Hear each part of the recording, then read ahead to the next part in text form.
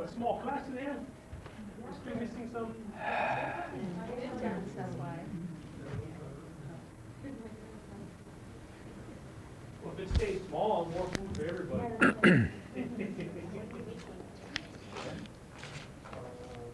Jambalaya and gumbo.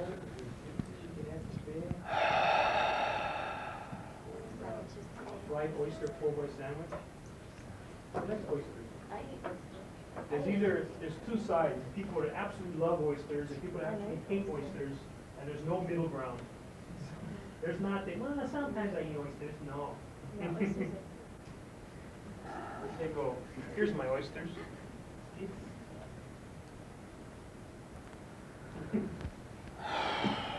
Right on the set, please.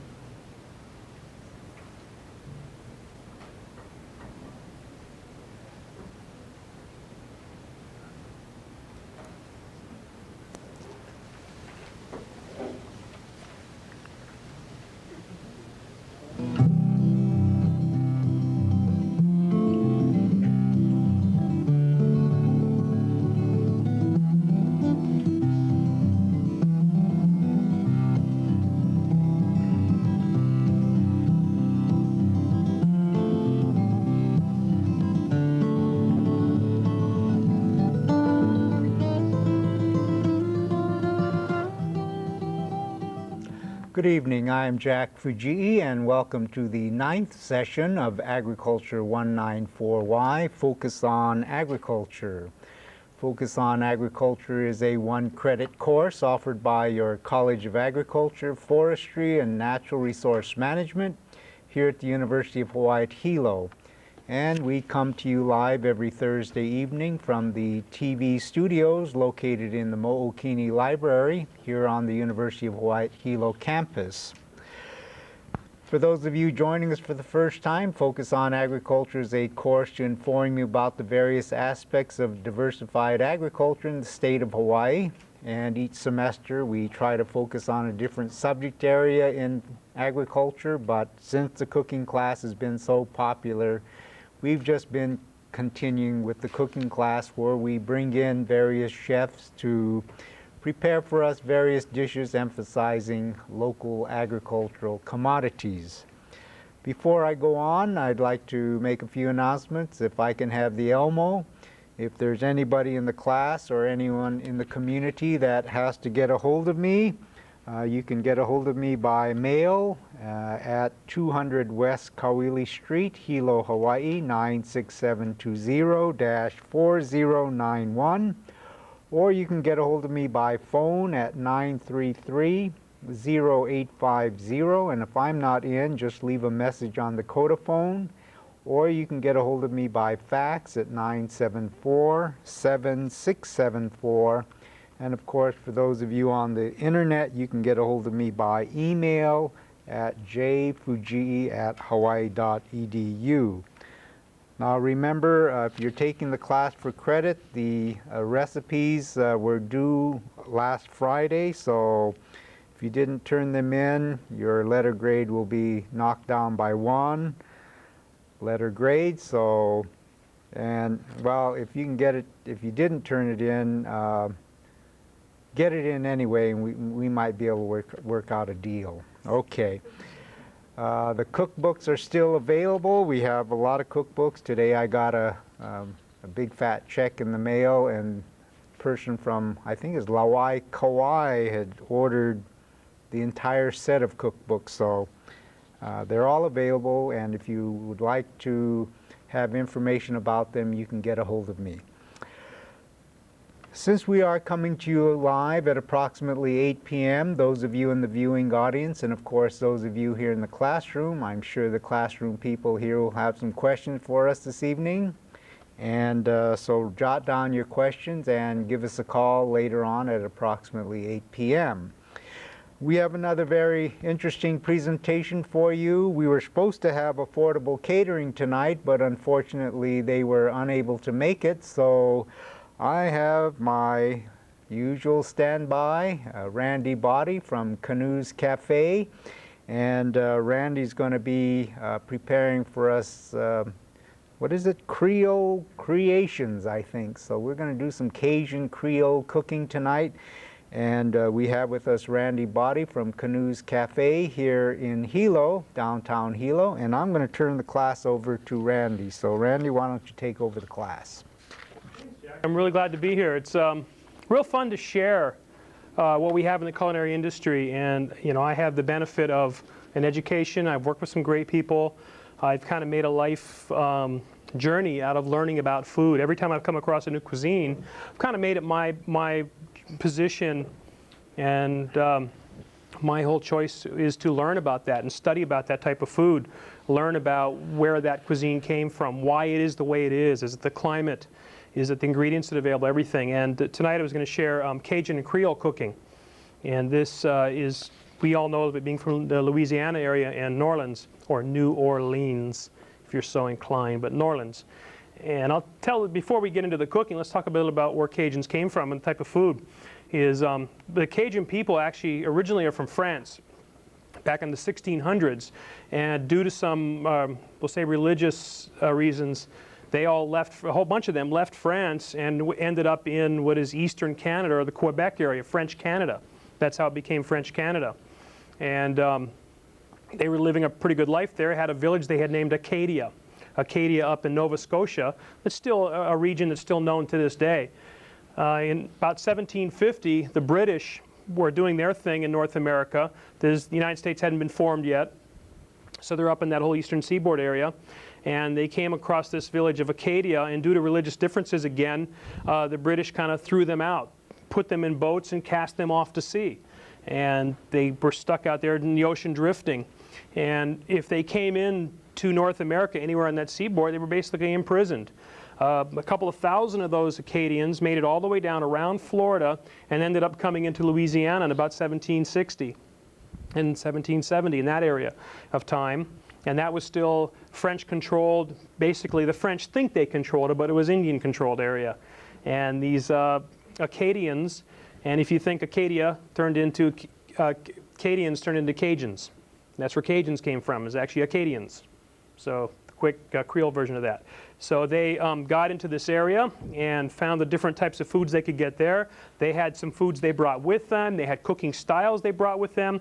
They merged that with the Indian techniques of cooking that they learned in that area. If you think of that area, it's swamps, it's bayou, and the ingredients they had was a lot of seafood, oysters, shrimp, crawfish, out of the fresh bayou, fresh water in the bayou, an abundance of crawfish. Lots of crawfish in the cooking. They had lots of chicken. They had pork that most of it was cured or turned into sausage. And you don't see a lot of beef in that initial cooking because there's not many cows in the swamp.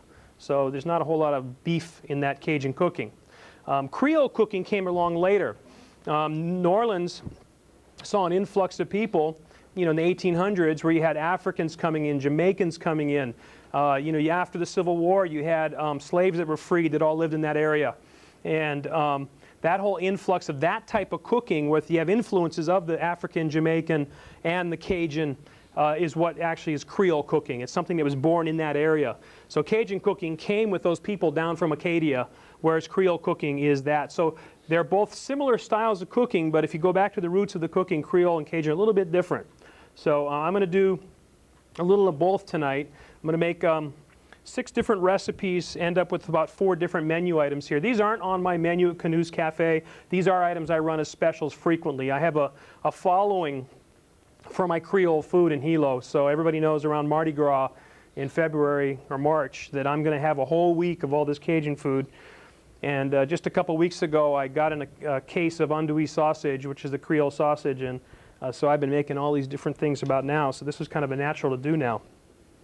So the first two things I'm going to make are recipes that are going to go into other items. So I'm going to make those first. The first thing I want to make, everybody has heard of jambalaya. And jambalaya is a rice dish, and rice is plentiful in Louisiana. So there's lots of rice in the dishes that in the Creole and Cajun cooking. So I'm going to make a sausage and ham jambalaya. Jambalaya, actually, jambon is ham in Cajun. So jambon is ham. So generally a jambalaya would have ham in it, but now you see chicken jambalayas and sausage and seafood and crawfish jambalaya. So what I'm going to do to make this is I'm going to make a ham and sausage jambalaya. First thing I do is, if you've seen me on here before, you know how I love cooking with cast iron. I like the heat distribution. I like the way it holds the heat, and they're naturally non-stick, except eggs. Do not cook eggs in your cast iron. So first thing I'm going to do is I'm going to get this pan nice and hot. I'm going to put, I don't know what the recipe says, but I'm going to put about half a cup of vegetable oil in there. I think that's exactly what the recipe says. If you're doing this at home, you're allowed to use these. So what I'm going to put in here now is I have in here a half a pound of ham and a half a pound of sausage. And the ham is just a real good cured ham, like a Cure 81 is a good one. And then the sausage is andouille Cajun sausage. And andouille is a specific type of sausage. It's actually spelled andouille, but it's andouille. And what I want to do here is just start to brown the sausage a little bit. Start to brown the meat a little bit. Then the next thing I'm going to want to add to it is spices. What I have in here is cayenne pepper, salt, white pepper, thyme, and black pepper. And this is in the recipe. It is 2 teaspoons of cayenne, 1.5 tablespoons of salt, 1.5 white pepper, 1.5 thyme, and half a tablespoon of black pepper. So that's all in the recipe. So as this starts to brown slightly, I want to go ahead and add the spices in there. How do you pronounce that? Andouille. Andouille. You spell that A-N-D-O-U-I-L-L-E.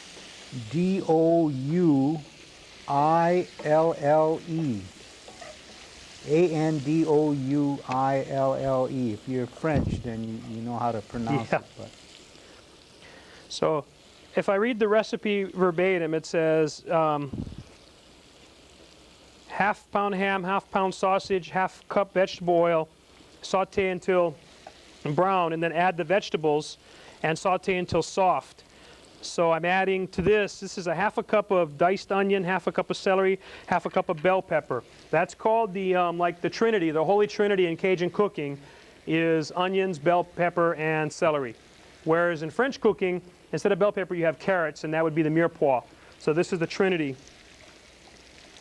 And I like using red onions just because I like that little component of that sweetness in the Bermuda onion.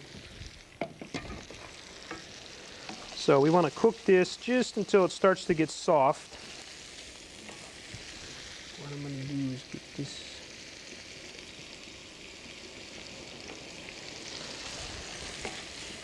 Get the pan hot for my next recipe. Next thing I'm going to want to add is about a half a cup of diced tomato. Okay. And a cup of ground tomato or tomato sauce or crushed tomato. I put ground tomato because that's what I have at the restaurant. Put this in here.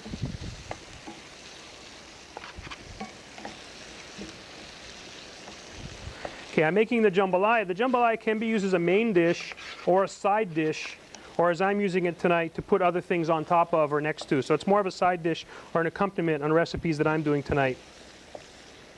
So as that starts to simmer,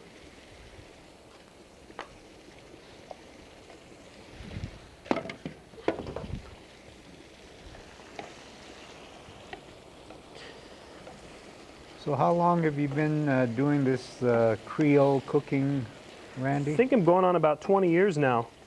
I had a college roommate that was from New Orleans who educated me. Actually, he sparked the interest in Cajun cooking and the care packages he would get from home. Generally in Cajun cooking, you're going to use Uncle Ben's rice. I know that's anti-Hawaiian local style, but what converted rice is it's called converted rice. Converted is a term that Uncle Ben's actually made up for parboiled rice. So the rice is kind of parboiled or half cooked it up front. So that's how when you cook it, you end up with the separate individual grains of rice after it's cooked. You don't have like sticky rice. So it's parboiled or converted rice. So what we like to do is add the rice right in. So it's pre-cooked and then dried out? Yeah, so converted. I guess Uncle Ben figured that the term parboiled isn't too much of a positive marketing term. So they said converted sounds more as a marketing. Well, you learn something new every day. I didn't know that. Yeah, actually I looked it up. That's my further education about food. So So that's the start of the jambalaya. You don't have to steam the rice or anything. You just No. put that. Well, actually, what we're going to do with this is what you do is from this point, you add 2.5 cups of vegetable stock, what I have here. Then you put it in a baking dish and you put it in the oven uncovered for an hour to an hour and 10 minutes. And that's what cooks the rice. So that's the procedure to make this. But if I take this off the stove, I'm going to put this right in this Dutch oven right here. Now, what if you use the sticky rice?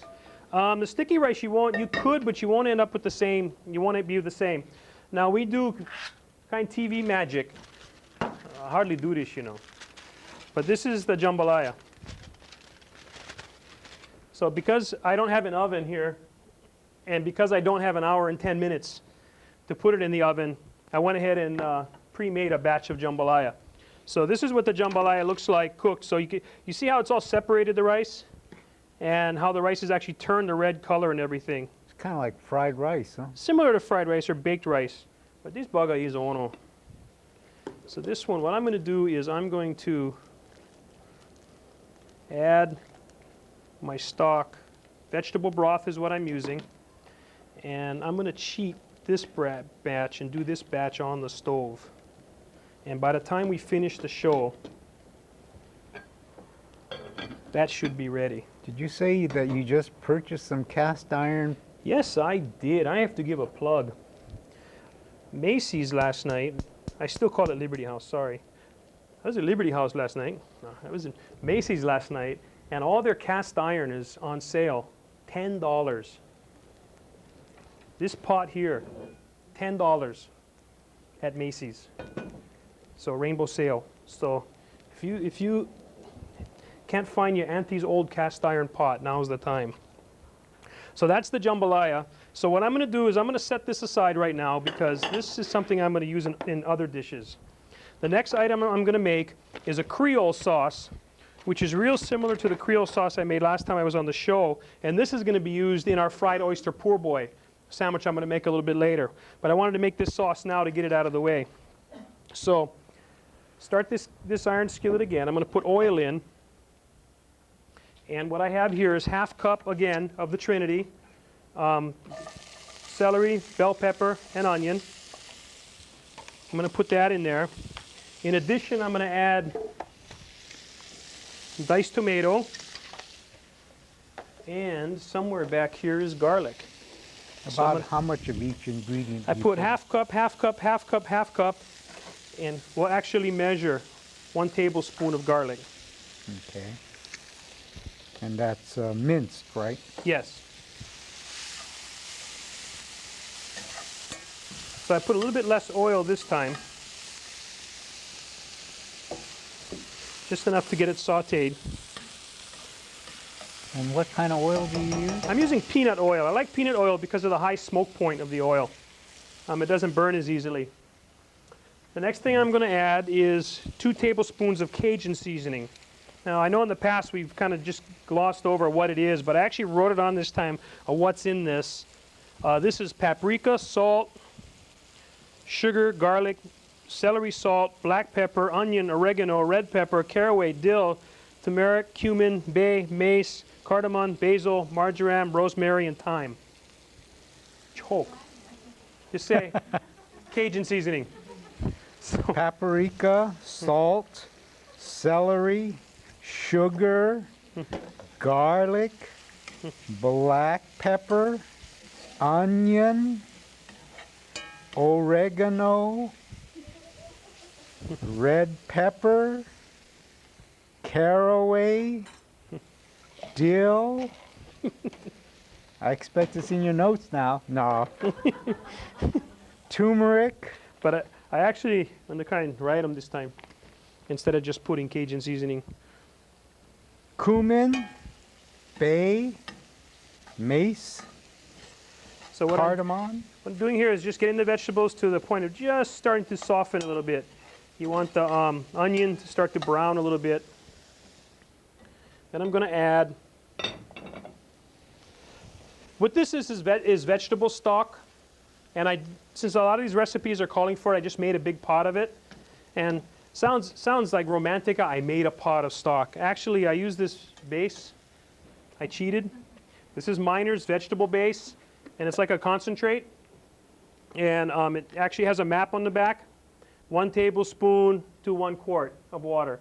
And then it has magic vegetable broth. So this is the cheating method. The last time I was on the show, I brought an aseptic carton of vegetable broth. That works. Or in the store, they sell like bouillon cubes of vegetable. I prefer going with vegetable broth. I just think it's healthier, and it's lower sodium. But this recipe calls for 2 cups. 1, 2, 3, 4.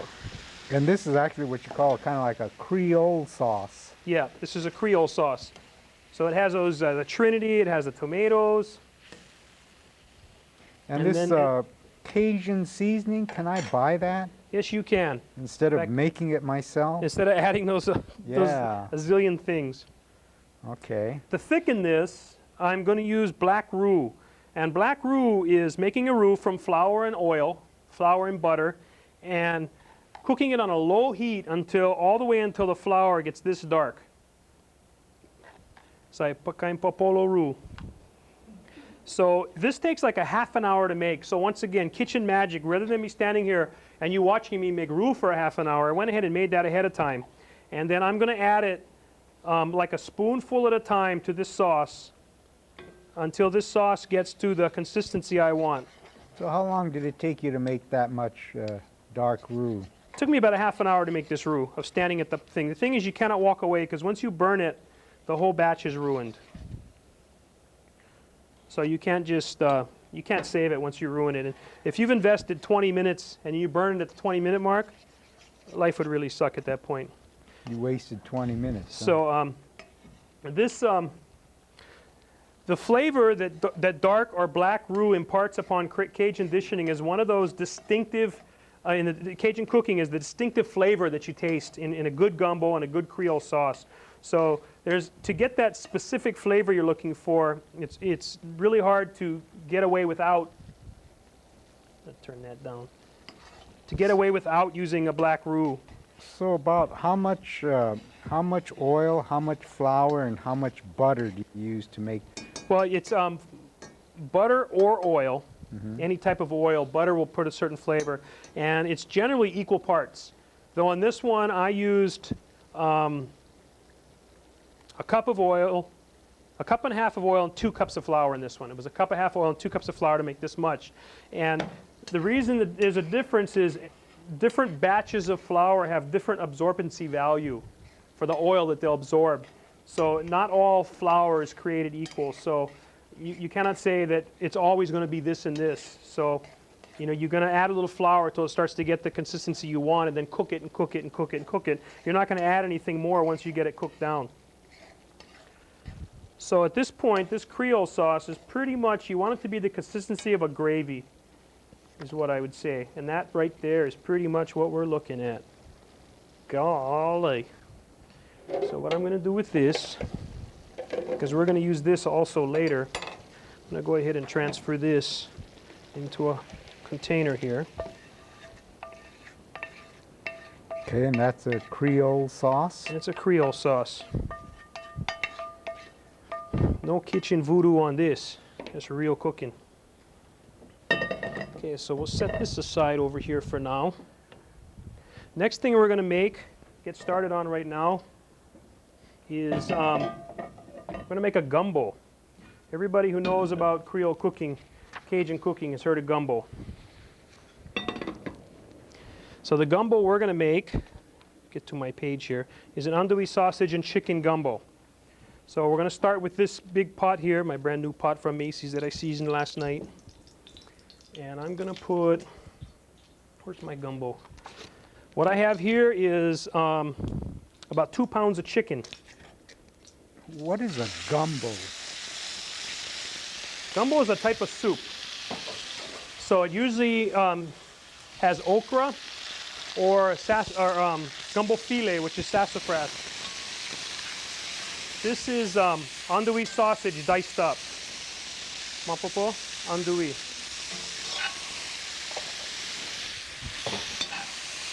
Can you buy this andouille sausage around town? I've seen it at Safeway before. Safeway tends to carry more of the Howley foods. So I've seen it at Safeway before, but what I put in the recipe here was any good pure smoked pork sausage is acceptable. So if you wanted to use a good Portuguese sausage, you wouldn't have a bad gumbo. You'd have a good gumbo. So all I want to do here is get this so everything starts to get cooked. And then, you know, I usually don't follow recipe, so I got to stop and read to make sure that what I read here is what I actually make. So I'm going to add Cajun seasoning, and I didn't put a quantity on there. I'm going to put one tablespoon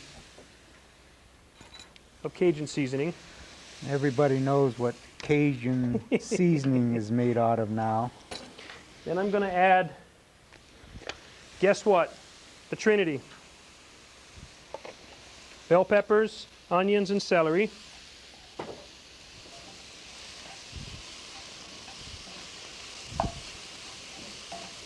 And gumbo is more, it's like a soup, but it's like a really thick soup. This is what gumbo is. And a little bit of oil. Okay, the next thing I'm going to add is okra. You can buy fresh okra. The thing with fresh okra is you got to cook it longer. Just know that going into it. Frozen okra, if you know anything about frozen vegetables, the way they make frozen vegetables is they steam it or blanch it really slightly so it's slightly cooked. And then they coat it with fine mist spray of water before it's flash frozen so it doesn't get freezer burn. But because it's cooked slightly, it's going to shorten your cooking time whenever you use frozen vegetables in something. Frozen vegetables isn't a bad thing. It's just knowing sometimes you want it, sometimes you don't. So in gumbo, this cut okra, you can get it, I've seen it at Sack and Save, I got this at Safeway. KTA has whole baby okra, you just slice it up. And The farmer's market in Hilo, you see fresh okra there all the time. you use about 1 cup of chopped okra, right? Yeah, I use sliced okra here. Okay. And what okra does, if you know about okra, it oozes out this gel that comes out of it. And that gel that comes out of it, or if you want to use a non-cooking term, slime, that comes out of it is what helps give the gumbo its consistency. It's kind of a thick consistency. So that's why okra is important. It's kind of like it's not gumbo if it doesn't have okra in it. And So it won't be slimy in the soup. no, it won't be. I'm going to add diced tomato. Okay.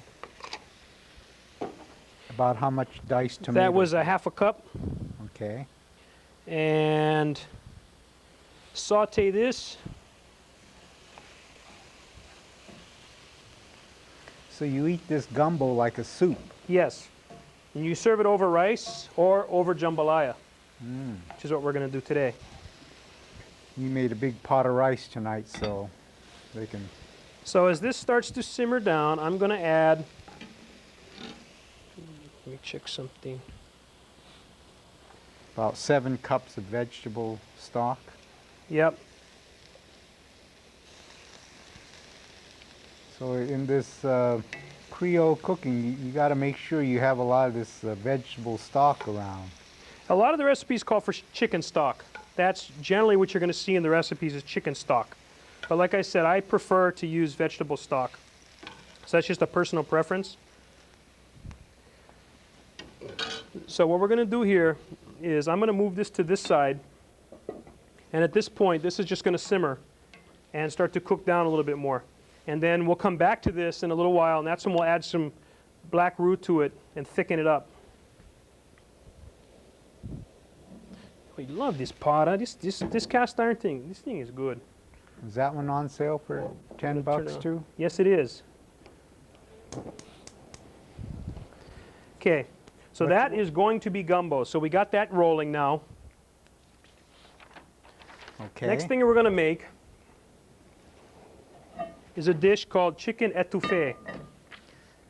And you will frequently in Cajun cooking see different types of étouffée. Does everybody know how to spell étouffée? It's E-T-O-U-F-F-E-E.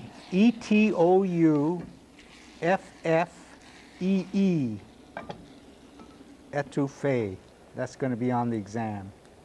He's Okay. mean, isn't he?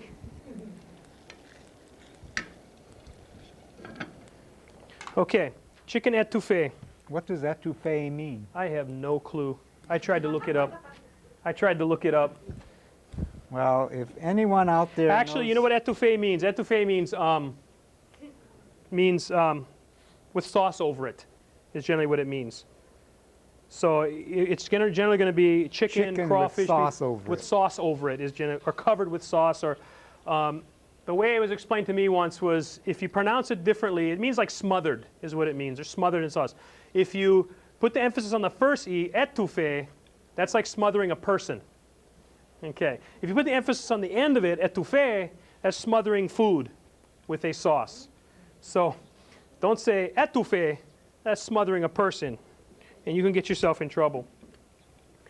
What I did here is I'm putting a kind of a large quantity of oil in there. What we're going to make is chicken étouffée. The first step is I have a plastic bag. What I'm putting in the plastic bag, I should follow the recipe, about a cup of all-purpose flour. Okay. And somewhere back here is salt, garlic, and cayenne pepper. 1 tablespoon garlic, 1 tablespoon salt, 1 teaspoon cayenne. Okay. As the oil gets hot, we get our chicken. What you do is you do shake and bake. Now generally, étouffée is made, it says on the recipe, a 2 to 3 pound chicken cut into pieces. That's generally how you make chicken étouffée. You get a whole chicken, you cut off the legs, you cut off the breast, you cut off that, and you fry all the pieces like that. And it's a home-style dish. So what I'm doing tonight for speed, so that you folks can actually eat tonight and not just watch food. You see, you guys in TV land, you don't get to eat, but I have a look to my left. There's a whole classroom right here. Okay, and they all get to eat tonight. So I got to make sure I think of them. Is this like a fried chicken? Similar. So all I'm going to do is toss my chickens in here.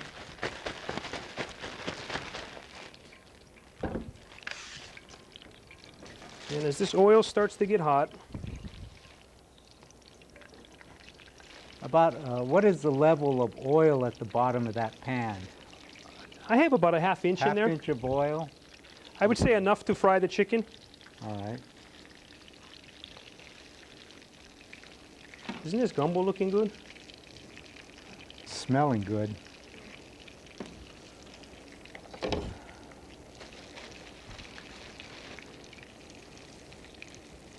So far, it's nothing super fancy. It's just Good home cooking. something that everyone at home can do. Yep.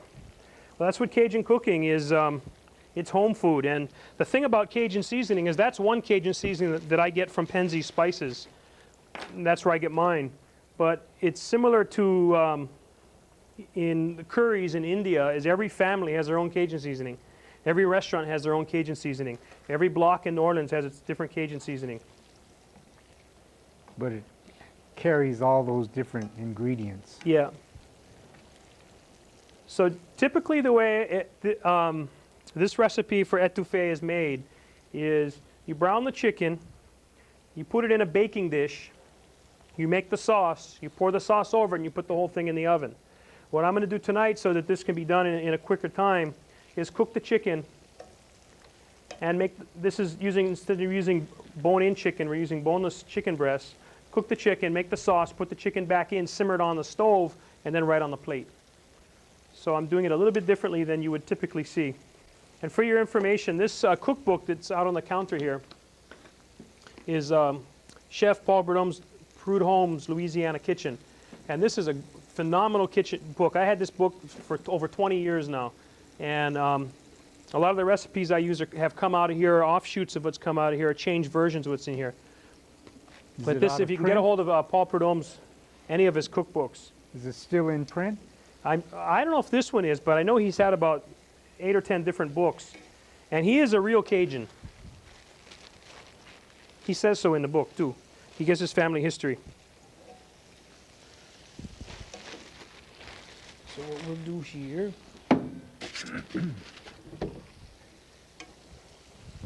So how's business at Canoes Cafe since the last time you came on? We're doing good. We're doing good. You know, hanging in there. Okay. Slaving away. It says my creatore Papo della Panino, head sandwich maker. You know, it's amazing that I do all this playing with food, but people, what they come for is mostly sandwiches. You know, they tell us that customers say we make the best sandwiches in town. I'm flattered by that. And of course, all of our viewers know how to make those sandwiches now. Yep. All of you guys do. Everybody in TV land. And of course, they also know how to make all that pasta. And what else did you do on the... We did salads. Salads, that's right. We did salad wraps. Dressings, yeah. So you can't go wrong with a good sandwich and a good salad, right? So what's going on with the gumbo over here is that gel is starting to ooze out of the okra, so it's starting to get a little more consistency to it there. And then what we'll do in about 5 minutes here is we'll go ahead and add some of that black root to it and finish it off. And this gumbo's looking really good. So the chicken, you just want to kind of brown it a little bit? Yeah. If you're using whole chicken, you'd have skin on. This is probably a little more healthy alternative. So what we're going to do with this is in a couple minutes here, I'm going to take the chicken out. And I knew I had another container for a reason.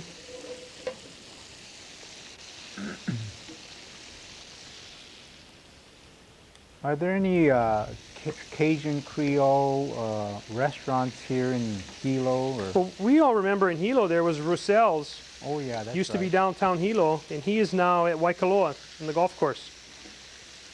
So Mr. Roussel is still over there.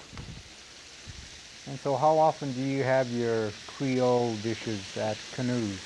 Almost weekly, one day or another, I'm going to have a different Creole dish. I had a, what did I have? I had a blackened ahi wrap the other day. And I guess tomorrow, I'm going to have something Cajun tomorrow after doing this tonight. Everybody's going to call me tomorrow and ask what it is I have. What is your phone number over there at The number is 935-4070. Well, while we're here, I want to thank everybody on Kauai who has called me over the last couple weeks since the last time I was on the show. Heard from a lot of people in Kauai who called to say hi and called to say they saw the show and everything. So glad to hear all of you. We're not hearing from anybody on Maui. Is this show getting to Maui? It's not live on Maui. It's replayed the following day on Maui. Our class goes live to Kauai, Oahu, and the Big Island. Ah. Okay, here's the next step on this. Is I took the chicken out. What I'm going to do is pour the oil out of the pan, but leave the drippings behind. Okay. Then I'm going to measure out, make sure I do what I said I wrote down, is put back a half a cup of the oil back in the pan. Okay. Then I have flour, and I'm going to put a half a cup of flour in the pan. Okay. Then I'm going to cook this, make a roux here. Cook this till it gets, say, medium brown. And you got to make This is sure the thing that about etouffee is you kind of do everything in the same pan. So all that, see that stuff is scraping off the bottom there? That's all flavor. but so you you- don't want to burn it, right? You want all that stuff in there. So you want to get it, you want to scrape this pan and get all that little drippings and all that stuff in there because that's all good flavor. Now when you're making roux like this, you want to be very careful unless you have asbestos hands like those of us in the industry. Be careful and don't let this splash on you because that is hot like lava. And it's best to do it in a cast iron. Cast iron is I will always swear by the cast iron. Okay. Okay, so this is starting to get dark. Okay, So this is kind of the same way you make the dark roux, yeah, more or less. it's the same concept. This is exactly, if I cooked this, kept stirring it and cooking it for about a half an hour, it would end up like the black roux or the dark roux. So it's the same thing. While we're waiting for this to kind of thicken a little bit, I think this gumbo is ready to start, put some roux in here. So I'm going to start like I did with the Creole sauce and Maybe just you can put get one, an overhead shot of the gumbo with. one spoon at a time.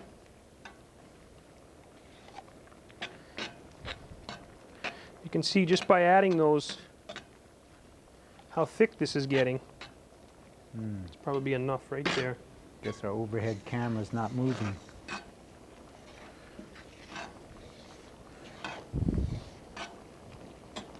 So you see instantly how the thickness this took on. Ooh, I say I guarantee. Ooh, dog.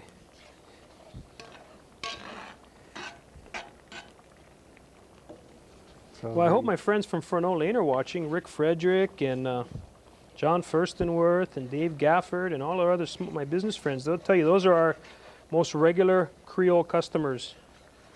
So about what heat do you have that roux on? I have it on high right now because this flame is high on this is probably medium Okay. where I usually cook. So And- personally, I personally would like to have this a little higher, but so this gumbo right now is just about done. How about the roux? The roux is coming. It's probably got a couple more minutes. Starts to smell like toasted peanuts. Okay. Okay, what we're going to do with this next is we're going to add vegetables. And what I have on here is, guess, half cup onions, half cup celery, half cup bell pepper. Good old trilogy. Then I also have on here, I hope I wrote it down, What is that? Cajun seasoning. I didn't write it down. 2 tablespoons of Cajun seasoning. There it is. Way at the bottom. You got it. You know why it's at the bottom? Because I forgot now and add them after. So that's why. Okay. When I was at the restaurant packing all this up and I was going through the restaurant in my head, I was like, okay, this. Oops. Okay, this gumbo is done. So we can just Okay. go ahead. Right now we're on the roux, Okay. and On the etouffee, we're on the roux. I'm going to move the gumbo out there. okay.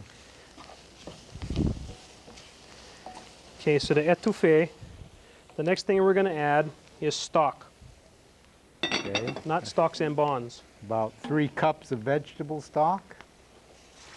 So what I would do on the stock is add stock until it reaches the consistency you want, and it's about 3 cups.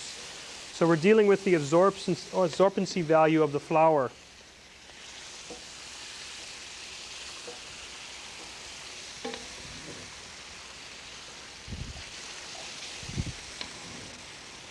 how thick is this? Like about of a thick gravy. Okay. So let's see, right about now. Then what we're going to do, we're going to add the chicken back inside. Now typically if you were using whole chicken parts, you would put this in a baking dish and put it in the oven. And how long will you For leave? about 45 minutes to an hour. 45 minutes to an hour. But because we are cooking for students here, and we need to be done. At what temperature?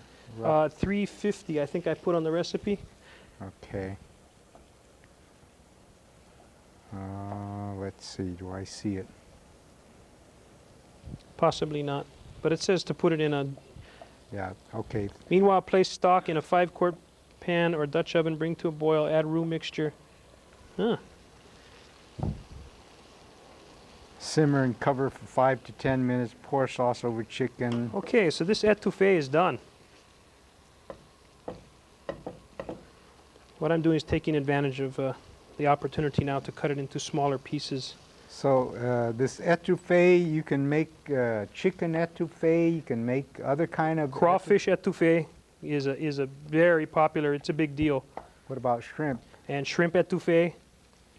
And instead, so you use this Or very sausage. same recipe, Very same recipe. but you just replace the chicken with whatever. Yes. So here's what we're going to do. Typically, you would serve etouffee with either a basic rice dish, or as I am with jambalaya. And then what we're going to do here, That looks good. then we, oh, how's about this? Bam! Oh, sorry, yeah? So- What was the bam? Green onions. Green onions, okay. Took it up a notch, huh? Yeah, there we go. Where's my green onions? Boom. Okay. This is a beautiful looking dish, isn't it? Oh, looks good to It me. looks nice. Let me get the rest of this etouffee. Just put this all in one bowl here. This is Jack's stash. Well, that'll go good with the rice tonight, I think. Yes, it will. Okay, that is chicken etouffee. Okay. Next thing we're going to make is a fried oyster po' boy. If you remember last time I was on, I made a roast beef po' boy. But as I said a little while ago, there's not a whole lot of cows in the swamp. Fried oyster, oh boy. Po' boy. Po' boy. Po' boy is, for the uninitiated, that would be a poor boy. And poor boy sandwiches were initiated back in the Depression when people didn't have much money, and it was like having a whole meal on one piece of bread. You got a O here. O apostrophe boy. Oh, it should be a po' boy. P-O? Yes. Oh, okay. It's a P-O, po' boy. Oh, by the way, I made a label.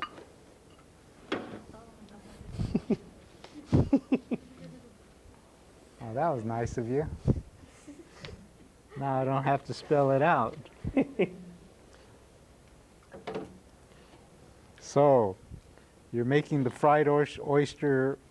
Okay, what I Po' have boy. here is, let's clean up house a little bit. I put about a ½ inch of oil in here Okay. in the cast iron skillet, and I have oyster meat.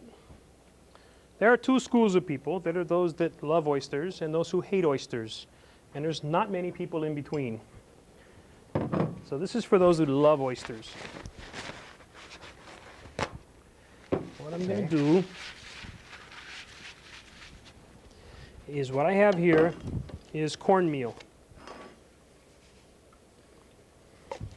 What I'm going to add to the cornmeal, and I don't think it says this in the recipe, is Cajun seasoning. I'm going to add about a teaspoon of Cajun seasoning. Toss that in. And I left the oysters in their, what's called their liquor, or their sauce, this juice they came in. And this liquid that they have is what's going to allow the cornmeal to stick. You put the Cajun seasoning into the cornmeal? Right into the cornmeal. Okay. On the other side, what I have over here is I have 2 French rolls. And if we had the big cheese melter up here in the oven, what I would do is I would put these in there till it got crusty. A little bit crusty would be best case scenario. But worst case scenario is still really good. So as I'm just waiting to see if this oil is getting a little bit hot now, all I'm going to do is dredge the oyster in cornmeal. With the Cajun seasoning. The Cajun seasoning. And fry these bug up really good. Incidentally, local people, if you've heard of fried green tomatoes, there was that movie Fried Green Tomatoes. This is the same way you make fried green tomatoes. You get the green tomato and you put it in cornmeal just like this, and you fry it in a pan just like this. It's the exact same way. If you have, in case you ever was losing sleep thinking about how they made fried green tomatoes. You ever had green eggs and ham?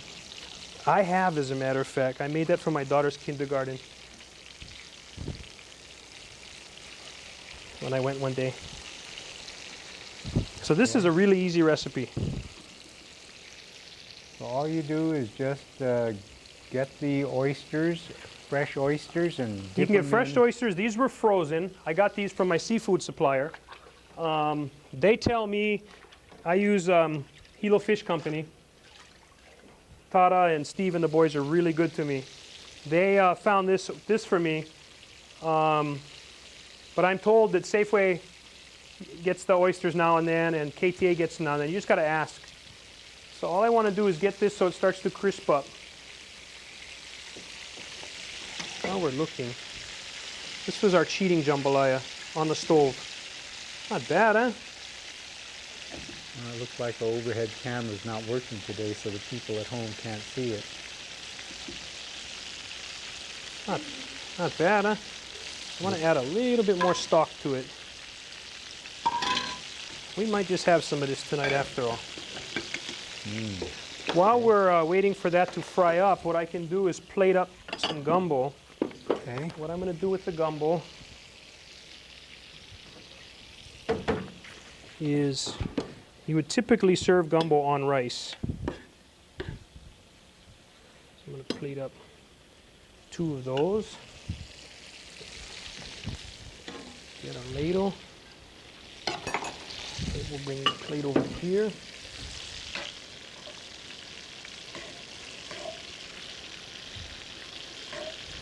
And that would be a dish in itself. That would be a meal right there. The jambalaya with the gumbo on top.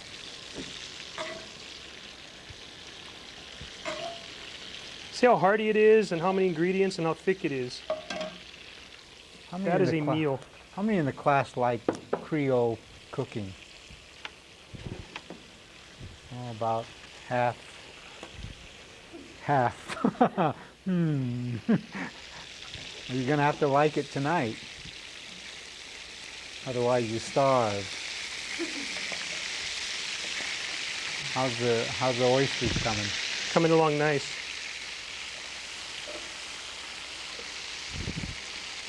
I didn't make it, most of it, like killer spicy. I made it, you know. It's amazing, you know, having cooked it, you know, owned a cafe in Hilo now. I'm originally from Oahu. I grew up in Honolulu. And been on the Big Island 10 years now. Lived in Waimea for a couple years, and I've been in Hilo now for about 8, 9 years. And I've had Canoe's Cafe for almost 7 years. And whereas everybody says they like spicy food, most people's taste is to the moderate level of spice. Most people's taste isn't to the spicy level of spice. So, you know, you learn that in the restaurant business through trial and error. You make a special and you make it killer spicy and you only sell 1. And that guy went to 3 pitchers of water. And you kind of know you went overboard. So the oysters should just get nice and golden brown. Yeah, just want to get them just to start to cook up there. So as they start to cook, all I'm going to do is put them right there on that bread. And what kind of bread do you use? This is the O'Keeffe's French bread. And Is it sourdough? Yeah, sourdough French. And I'm going to get this Creole sauce we made.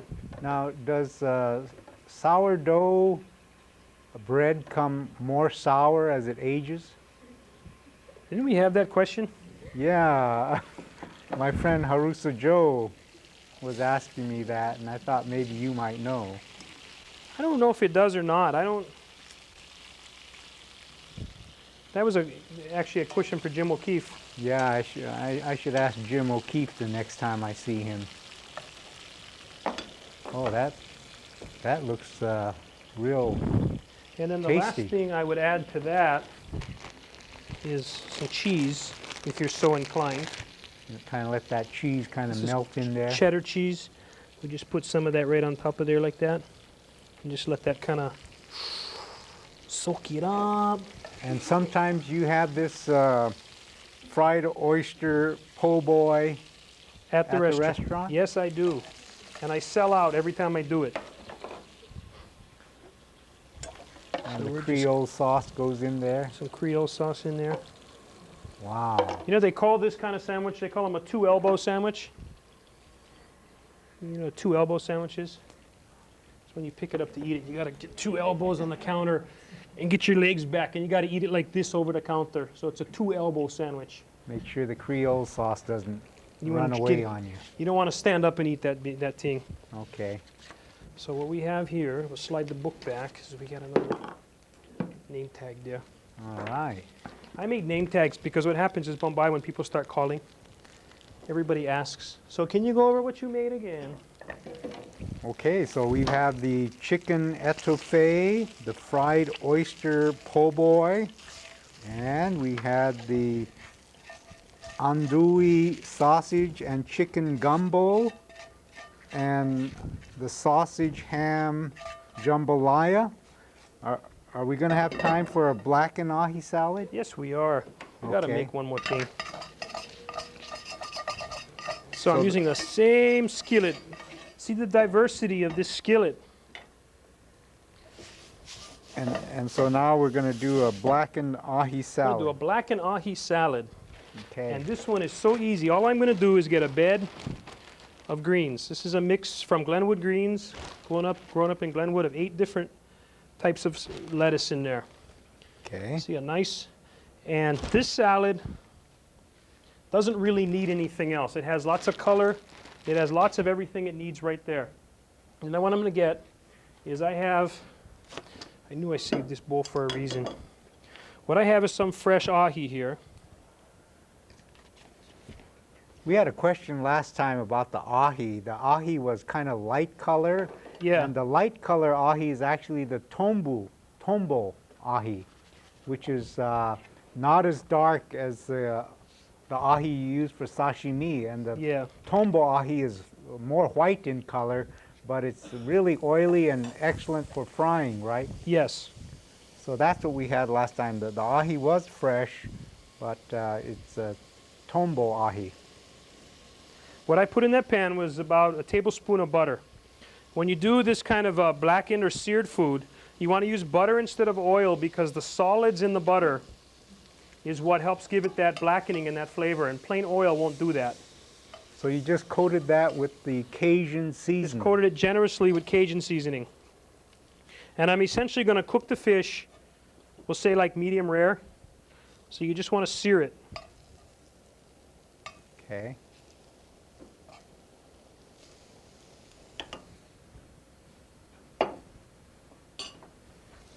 So about on high heat, about how long on each 20 side? seconds, 30 seconds. 30 seconds, okay. That's how I knew we'd have time to make this.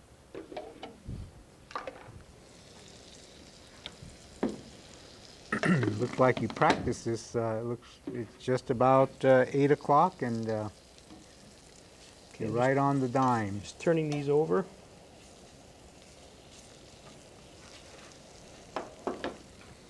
And while we're, oh dear, touch that with my hand. Oh, look at this. Ay sus, this baka look good. That's the jambalaya. Yep. We'll just turn that off. Let that steam for a little while there. Okay. Don't need that anymore. Okay, so this fish right now is like about medium rare. do, And just put it on top of the put salad. it right on top. Then we'll add some green onion on top of that, just a little color there. Okay, that's the garnish. And that's it. And that's our blackened ahi salad. So, Randy, can we go to question and answers now? Yes, we can. Okay, it's about 8 o'clock right now, so we're gonna open up the telephone lines, and the phone lines or the numbers are 974-7726 and 961-9046. So if we have any questions from our viewing audience, please give us a call. And tonight we have with us Randy Body from Canoes Cafe, and we're doing some Creole cooking. And if you have any questions about Creole cooking, please give us a call. Creole or Cajun cooking, right, Randy? Yep. And tonight we had several dishes. Maybe we can get the overhead camera on the various dishes while we wait for the phone calls. Okay, that's the blackened ahi salad. And what kind of salad dressing are you using there? I didn't put one on there, but I would suggest, I put dressing a choice on the recipe, but a ranch dressing or a creamy dressing kind of offsets the spice and heat of the salad.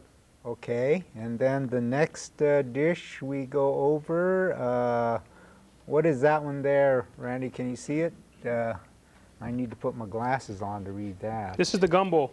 It's an andouille sausage and chicken gumbo. Okay, there we go. Yep, I can see that now. And we can pan over to the next dish. And what is that? That's the chicken etouffee. Chicken etouffee, right there. Yes, okay, that looks good. And remember, we're coming to you live this evening from the television studios located in the Mo'okini Library here at UH Hilo. And the numbers are on the screen, 974-7726 and 961-9046. And geez, let's take a closer look at that sandwich there, that po' boy, fresh or fried oyster po' boy sandwich.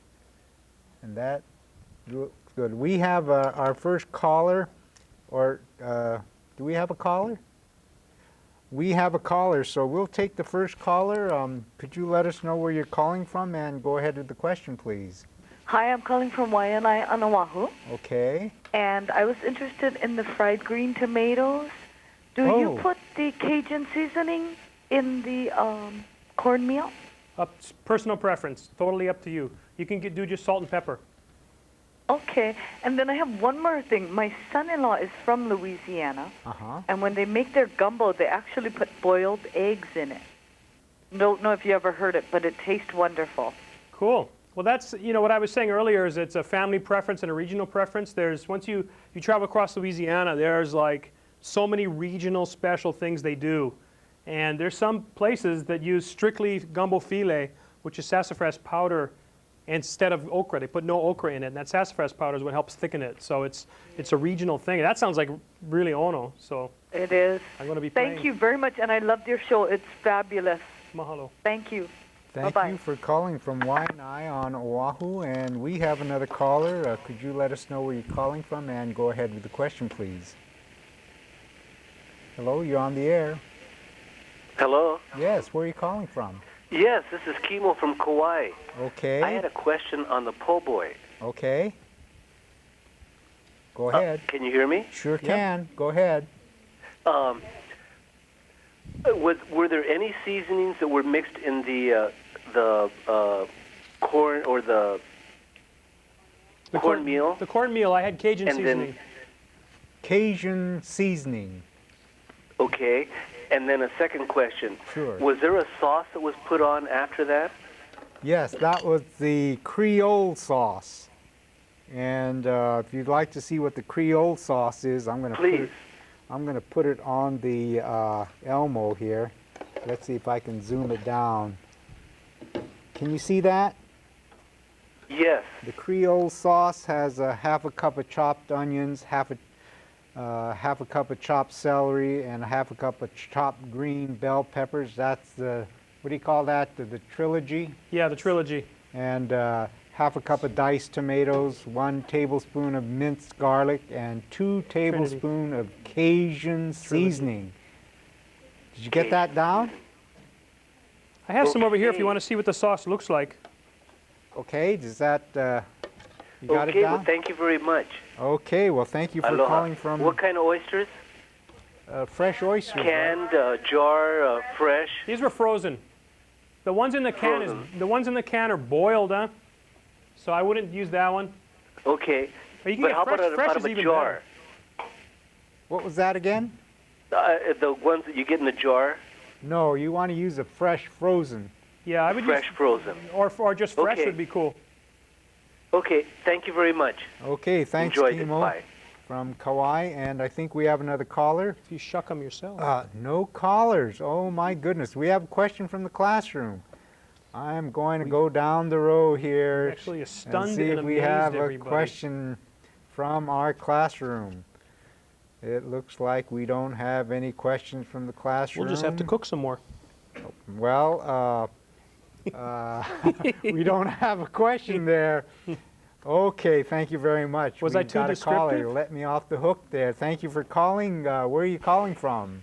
Dr. Fuji, Yes. this is Harusu down, Joe. Harusu Joe. You know, Randy was right about first subject first. Okay. He was right about that sourdough bread. Yes. The yeast start eating that flour, and that gradually turned it sour. But remember now that the starter got to be made of wild yeast, not commercial yeast. Commercial yeast get killed at 140 degrees, like I experimented when I sent you the letter on anthrax. Huh? Oh, yes, yes, yes. Yeah, okay. So that's why the French bread using commercial yeast doesn't turn sour. Oh. But the wild yeast, they can withstand over 400 Higher degrees heat. temperature. I So see. they do gradually turn sour. That's what makes the sourdough bread sour. And- They use the... But what if you leave the sourdough bread when you use the wild yeast and you let it sit for a long time, does it get more sour? That's right. Okay. But when you make it fresh, it turns... it tastes similar to the French bread. I see. But only thing that it has a little better taste. It has a mild wine taste, you know, a fine wine. I see. Okay. But today at lunch, I went to Zippy's. I had Dr. Shintani's Cajun jambalaya. Ah. Hey, Randy, your jambalaya looks, I think, tastes better than what I had today. Although I'm not knocking Dr. Shintani's jambalaya now, because he's strictly vegetarian type. See? So keep doing what you do, because I sure like to taste your way. Because I'm once I get the recipe from Dr. Fuji's book, I'm going to try and make it that way. It's easy. The way you make it, you know. Trust me, it's Because easy. It looks better. In fact, it looks better than Dr. Shintani's recipe, because he used that onion, celery. You use the onion, celery, and green pepper. He don't use that. He's missing out on the ingredients trilogy. I looked into today, he had onion, celery, he had corn and beans, and tomato. But I don't know what kind of sauce he did. Yeah, what they had. But anyway, your stuff look better, Randy. Mahalo. And keep up the good work. I wish you were over here so I can start tasting some of your food, because your food seems like it's the real stuff. That's what I try to do. So, anyway, thank you, Randy, and thank you, Dr. Fuji. Okay, well, thank you for calling and getting me off the hook. Wouldn't be your show if he didn't call. Okay, now we have another caller. So could you let us know where you're calling from and go ahead with the question, please? Hello, you're on the air. Hello, Hi, where are you calling from? I'm calling from Kauai. My name's Okay. Jim. Okay, I really enjoyed the show. thank you. The concern that I have is that the cooking seems to have a great deal of oil in it.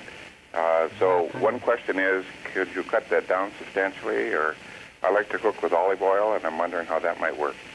Okay, Randy? You can definitely cut down the oil. You can, I would say for the etouffee, if you bake the chicken, that will work fine too. You know, it's just how much time you have to cook. As far as olive oil, the thing about olive oil is it has a distinct and heavy flavor. What I like about peanut oil is it's kind of a benign oil in the recipe you're using it in. I use it when we make our mayonnaise. We make our fresh mayonnaise at the restaurant because it's not imparting a distinct specific flavor. I do use olive oil in an aioli because that's the flavor I want. So if you like the flavor of olive oil and you don't think it's going to clash with whatever else you're putting in there, that's a perfectly acceptable choice. Macadamia nut oil is really good. That has a little, more of a benign, less, not as strong of a flavor. So it's your personal preference on that, but you can bake these, any of these, fine. Okay, does that answer the question? From Yeah, I Kauai? don't know a lot about peanut oil. Is it low on cholesterol, or how does it compare with Well, it's a regular vegetable oil. Or It's a pure vegetable oil, so it's going to be the same as olive or macadamia nut. So it's not an animal fat at all. Think I have the bottle right here. What does it say on the label there, Randy? Well, let's see. Calories 120. There's 256 servings per container. I don't know why they put that on there, but it has 12% saturated fat, 0 cholesterol, 0 sodium, 0 carbohydrate, 0 protein. So it has no cholesterol. So probably you can buy that more or less anywhere? yeah, you can buy it in the small bottle. They have it at I've seen it at KTA and at Foodland. So at Planters. Who else, right? Thanks a lot. Appreciate your comments and your show. Mahalo. Bye now.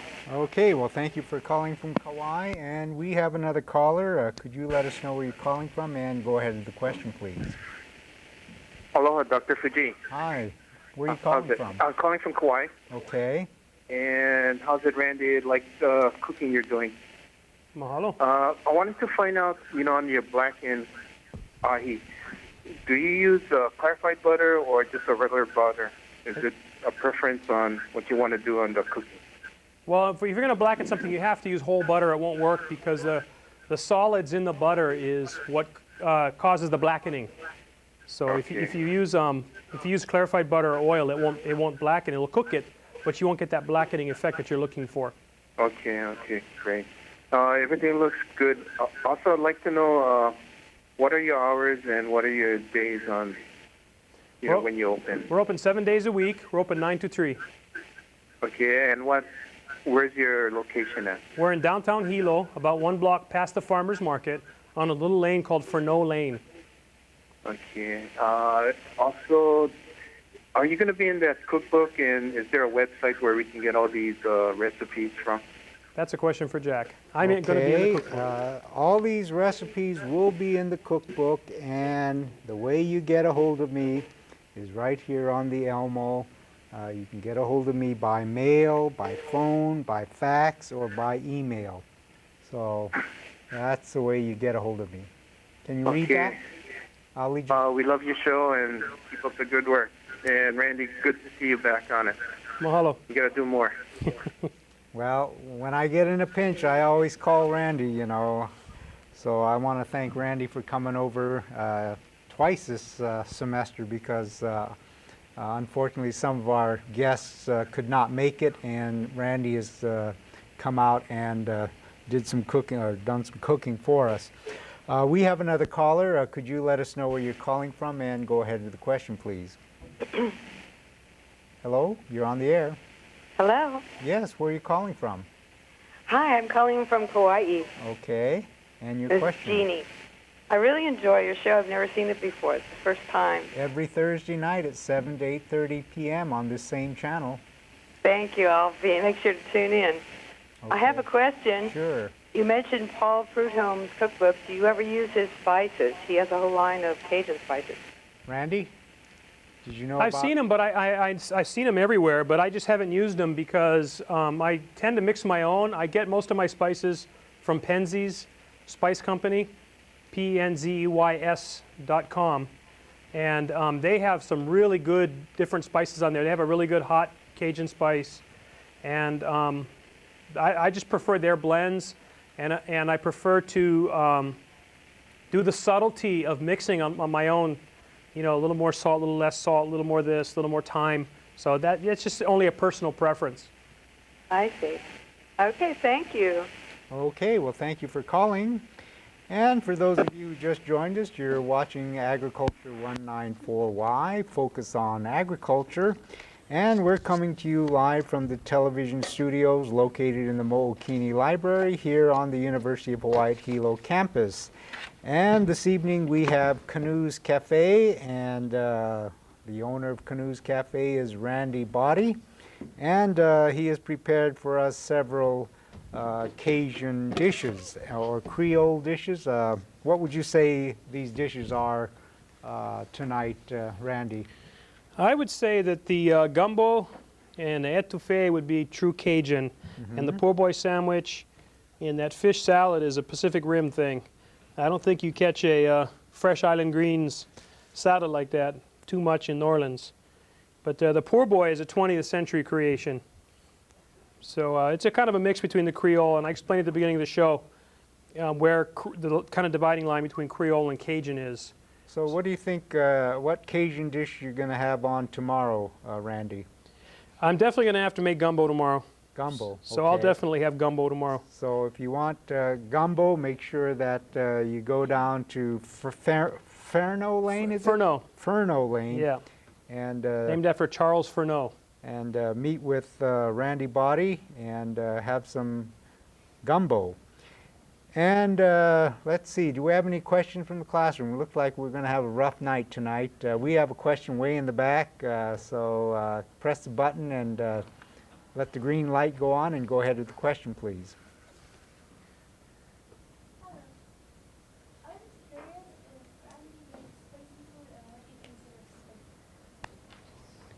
I don't like, personally, you know, a scale of 1 to 10. I'm not up at the 10. I'm more like the 7 to 6. What I like in spicy food personally is I like to see more diversity. Is you start getting into different types of chili peppers. You have smoky hot and sweet hot and different depths of flavor. And I like to get more into the depths of the flavor. Instead of jalapeno, I like to use chipotle, which is a smoked jalapeno, and it brings a little different, you know, little different character to it. I like habaneros. They have a little more smokiness to it. So it's not necessarily just the killer heat.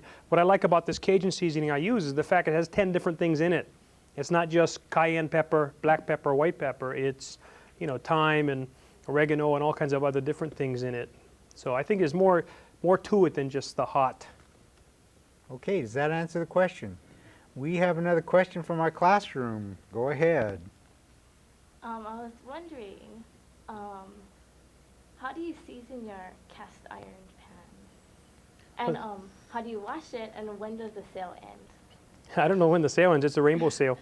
But the way you there's directions in the box. But the way you season a cast iron skillet is when you first get it, you wash it in soapy water, and then you coat the whole thing with oil. Wipe it, dip it in the oil in a paper towel. Wipe the whole thing bottom to top, and then put it in the oven at like 400 degrees for an hour. And generally, what you want to do is put a sheet pan underneath it, so when the oil drips off, it doesn't drip in the bottom of your oven. So on the bottom rack, you put a sheet pan, put your cast iron on top of it. And when you bake it in the oven, it actually bakes that oil right into it. And then when you wash it, after this, you don't have to wash it with soap. Like if I look at this pan right now, we were cooking in it. I made, 5 recipes in this pan. And all I'm going to do is get this towel, and look at that. I just have to scrape some of this stuff off, and it's clean already. And then after you wipe it, just get a paper towel with a little bit of oil and just wipe it with a little bit of oil and leave that oil in there. And that's perfect. It's ready for the next time you cook. So it doesn't require, to me it's low maintenance. If you let water sit in it and it gets rusty, then it's high maintenance. But every time you cook, it's simple. Wipe it out, wipe a little oil inside of it, leave it out, it's ready to go. Our cast iron stays on the stove all the time. It's the first thing we reach for. Okay, thank you. We have another caller. Could you let us know where you're calling from and go ahead with the question, please? Yes. The dish he said he was going to make tomorrow. Oh yes, the gumbo. Yeah. How much does that cost, and does it have any fish texture at all in it? Because I'm not a fish man. Okay, Randy, what kind of gumbo are you going to make? Well, tomorrow I'm going to make probably an andouille sausage gumbo because I have a whole, well, actually I had down 3/4 of a case of andouille sausage. When I buy a case, I'm going to do everything and use that case. So this one doesn't, though I do make a shrimp gumbo that is, a lot of people rave for that one. But tomorrow's going to be, and it'll probably be, my guess is probably 6 1/4 for a serving, probably a little bit bigger than that with more rice. So 6 1/4 or $5.95 in that range. None of our prices are more store than 6 1/4 at the restaurant. Okay, thank you very much. Okay, well, thank you for calling. And a big piece of bread. And what is the number over there at Canoes Cafe, Randy? Our number is 935-4-PUCA-7-PUCA, or 4070, 935-4070. We're open 9 to 3. We're open 7 days a week. And so if you want to make sure what type of gumbo that Randy's going to have tomorrow, give him a buzz before you go. And what's the best time to call you, Randy? Call anytime. I'm there from actually 6:30 in the morning. Okay. So call me up, talk story. We have about another 9 minutes to go. We are coming to you live, and we have with us Randy Body. And if you have any questions regarding Cajun or Creole cooking, give us a call. And Randy, you got anything to say about Creole cooking? Anything more to add to what you've done already?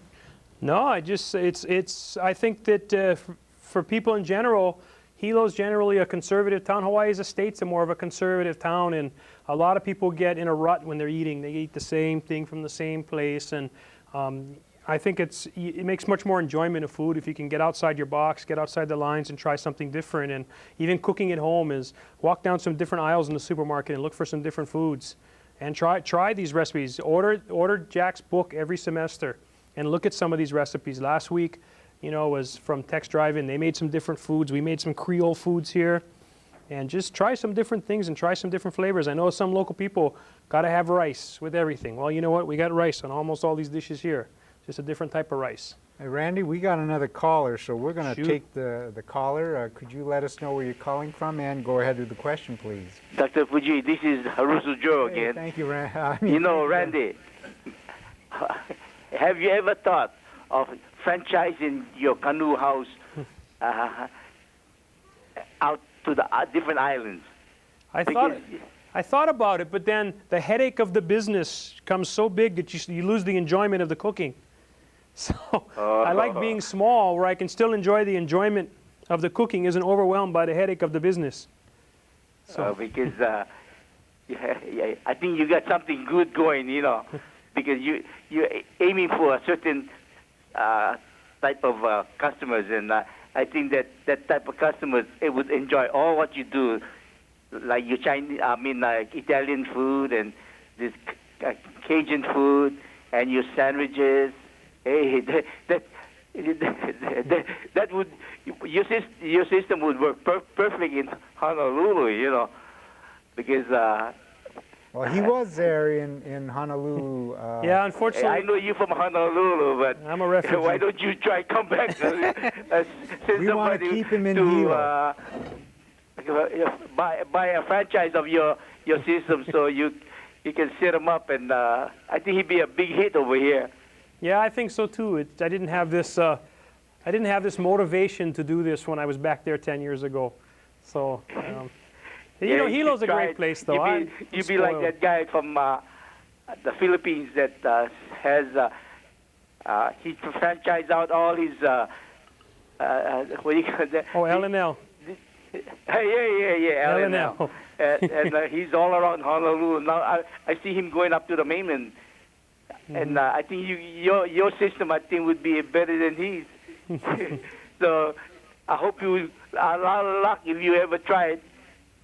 Thank you, Joe. Okay. Well, thank you very much for calling back, Harusa Joe. We really appreciate your calling. And we have another 6 more minutes to go. And if you have any questions, please give us a call. The numbers are on the screen, 974-7726 and 961-9046. And while we're waiting for phone calls, maybe I can let the people know what's going to be coming up in the next few weeks. We have a question back here. Yeah, go ahead. You got to press that button, let the green light come on, and let go of the button. Go ahead with the question. Yes, I like the chicken etouffee, but I would also like to know if they have special prices for students. At Canoes? Yeah. Actually, our prices are already good. So actually, if you're in this class today, I'll give you 10% discount if you come down. But the rest of the student body, our prices are already good. So Okay. that's why I can't afford to pay someone else to cook so I can play. Well, next Thursday is Halloween night, and we were supposed to have MJ's Lunch Wagon come on, and unfortunately they said they could not, so we're going to have a new restaurant that's going to be opening in Hilo. It's going to be called Vikings Landing, and they're going to take over the old Satsuki restaurant in downtown Hilo. So they're going to open their doors, I think, on November 1st. So they'll be on October 31st. You'll see what type of cooking they're going to do, and then you can try out their restaurant. That's the old Satsuki restaurant, and the new restaurant is Vikings Landing. On November 7th, we're going to have the Big Island Bird Hunters on the program again. And the Bird Hunters Club here on the Big Island will be doing all kinds of cooking, so make sure you watch us on November 7th. On November 14th, we have our famous standby Kay's Lunch Center. Kay will be back, Kay Okuda. She'll be cooking probably some more Korean dishes for us. And then on November 21st, we have Waikea High School coming back again with Puanani Wu, and she'll bring her Waikea High School students here, and they'll prepare some more dishes for us. And then on November 28th, that is spring recess, so, oh no, that's Thanksgiving holiday, I'm sorry. I'm thinking one semester ahead of time. November 28th is our Thanksgiving holiday, so we won't be on November 28th. And then on December 5th, we have Kamuela Pride. Kamuela Pride is a local organic beef producer, and they have local organic grass-fed beef, and they're going to do a lot of cooking with beef. So that is on December 5th. And our last class will be on December 12th, and we'll have our famous KTA Superstore, and they'll be our grand finale. And of course, Derek Kurisu is always a lot of fun to watch. So that will be the lineup for the rest of the session for the semester. And we have another 3 more minutes to go. Randy, what is the favorite dish that you like to prepare for the restaurant? Of everything on the menu? You're right. Yeah, pasta dishes we have right now are really good. I like making those, but I just take a lot of pleasure out of making a good sandwich. It's simple, less thinking, and people just really love it. So it's good to see, it's nice to see that look on somebody's face when they take that first bite out of a big sandwich. So, but I just, I love cooking in general. I don't really feel like I'm going to work every day. I get up early, I look forward to getting in there, just love cooking, and all excited. I make a different soup every day. What's today's lunch special? What am I going to make? And just love playing with food and try new things, try different things. And if it doesn't sell, then oops, that wasn't the one. Try something else. So you've been in the restaurant business here in Hilo for the last 7 years. Have you found any trends when people visit your restaurant the most? Is there any high periods or low periods? Actually, this is kind of funny. We were talking about this earlier. Oh, Randy, excuse me. We have a call. We have We'll a take this call. caller. Cool. Will the caller let us know where you're calling from and go ahead with the question, please? Yes, I'm calling from Keokaha. Okay, and your question? And I was wondering, do you prepare any vegetarian soups or dishes? Randy? Oh, right up my alley. Actually, our soup of the day every day is vegetarian. And very rarely, once or twice a month, do I make a meat soup, but our soup of the day is always vegetarian. Our corn chowder, other than the cream in it, is a vegetarian corn chowder. There's no bacon or pork in it. We have vegetarian sandwiches, vegetarian wraps.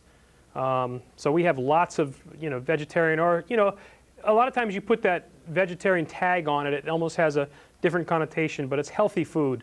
It's meant to be more well-rounded food. So that's right up our alley. Well, Randy and our caller from Keokaha, we're going to have to close. We've run out of time. I'd like to thank Randy for joining us this evening. And of course, that's Canoes Cafe, and try it out tomorrow for some fine gumbo. And we hope you join us next Thursday evening. We'll have Hilo's newest restaurant, Vikings Landing. So this is Jack Fujii saying thank you for watching and have a good evening.